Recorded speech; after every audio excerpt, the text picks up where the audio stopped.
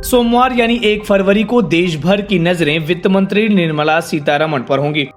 वो कल 11 बजे लोकसभा में वित्त वर्ष 2021-22 का आम बजट पेश करेंगी।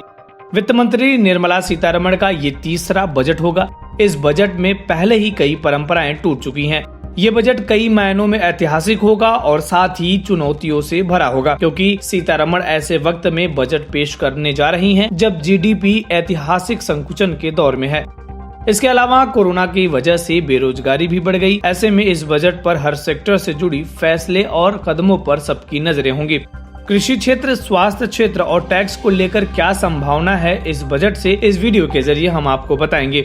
लेकिन सबसे पहले आप हमारे चैनल लोकमत हिंदी को सब्सक्राइब कर लीजिए। इस बजट में सरकार 2022 तक किसानों की आय दोगुनी करने के मकसद को ध्यान में रखते हुए कृषि ऋण का लक्ष्य 2021-22 के बजट में बढ़ाकर करीब 19 लाख करोड़ रुपए कर सकती है। चालू वित्त वर्ष के लिए सरकार ने कृषि ऋण का लक्ष्य 15 लाख करोड़ रुपए रखा है। सूत्रों के मुताबिक सरकार कृषि क्षेत्र के लिए हर साल कर्ज का लक्ष्य बढ़ाती रही है और इस बार भी 2021-22 के लिए लक्ष्य को बढ़ाकर करीब 19 लाख करोड़ रुपए किया जा सकता है।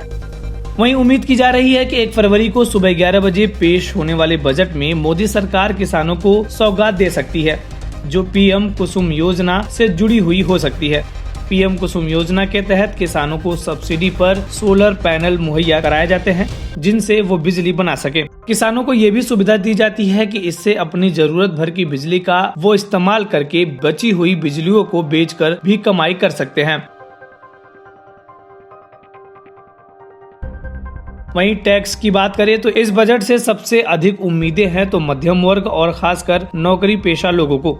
उम्मीद की जा रही है कि इस बार सरकार टैक्स छूट की सीमा को बढ़ा सकती है।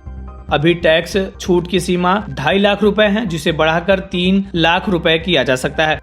ऐसी उम्मीद इसलिए भी की जा रही है क्योंकि पिछले करीब 7 सालों से इसमें कोई बदलाव नहीं हुआ है। जुलाई 2014 में आए बजट में तत्कालीन वित्त मंत्री अरुण जेटली ने ये सीमा 2 लाख रुपए से बढ़ाकर 2.5 लाख रुपए की थी। वहीं इनकम टैक्स एक्ट के सेक्शन 80D के तहत सीनियर सिटीजन द्वारा भुगतान किए गए 50,000 रुपए तक के हेल्थ इंश्योरेंस प्रीमियम पर छूट मिलती है। कोरोना महामारी के बाद स्वास्थ्य संबंधी जरूरतों को देखते हुए इसे 1 लाख तक बढ़ाया जा सकता है। वहीं कोरोना महामारी के मद्देनजर सरकार बजट 2021 में स्वास्थ्य पर खर्चा बढ़ा सकती है। सूत्रों के मुताबिक वित्त मंत्री निर्मला सीतारमण इस बार बजट में स्वास्थ्य का बजट दोगुना कर सकती हैं। मौजूदा वित्त वर्ष में स्वास्थ्य बजट 67,448 करोड़ रुपए का था। इसे 1.2 से 1.3 लाख करोड़ रुपए किया जा सकता है। वित्त मंत्री बजट में कुछ नई स्वास्थ्य सेवाओं की भी घोषणा कर सकती हैं। वहीं आर्थिक सर्वेक्षण 2021 और 22 के मुताबिक राष्ट्रीय स्वास्थ्य नीति 2017 की परिकल्पना के अंतर्गत स्वास्थ्य सेवा क्षेत्र का बजट बढ़ाए जाने की सिफारिश करते हुए कहा है कि इससे लोगों को अपनी जेब में खर्च कम करना पड़ेगा।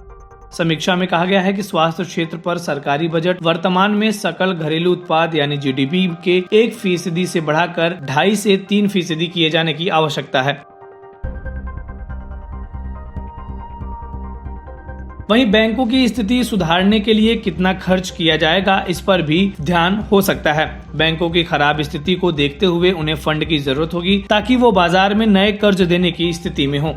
नॉन परफॉर्मिंग एसेट यानी एनपीए के 14% तक बढ़ने की वजह से एक बैड बैंक के निर्माण की भी चर्चा है। बैड बैंक एक आर्थिक अवधारणा है जिसमें घाटे में चल रहे बैंक अपने देयदाताओं को नए बैंक को स्थानांतरित कर देते हैं। वहीं सरकार आगामी बजट में furniture, raw material, copper, scrap, कुछ रसायन, टेलीकॉम उपकरण और रबर उत्पाद समेत कुछ सामानों पर सीमा शुल्क यानी कस्टम ड्यूटी में बदलाव कर सकती है। इसका असर निश्चित रूप से तैयार सामानों की कीमतों पर आने वाले महीनों में दिखाई देगा। सीमा शुल्क घटने की स्थिति में कुछ सामान सस्ते हो सकते हैं, जबकि बढ़ने की स्थिति में कुछ वस्तुओं की कीमतों में बढ़ोतरी हो सकती है। इस वीडियो में फिलहाल इतना ही। आप अपने सवाल और सुझाव हमें कमेंट्स करके बताइए। बाकी देश और दुनिया की ताज़ा तरीन खबरों की अपडेट्स के लिए हमारे चैनल लोकमत हिंदी को सब्सक्राइब कर लीजिए। अगर आप ये वीडियो फेसबुक पर देख रहे हैं तो हमारे पेज को लाइक और फॉलो कर लीजिए।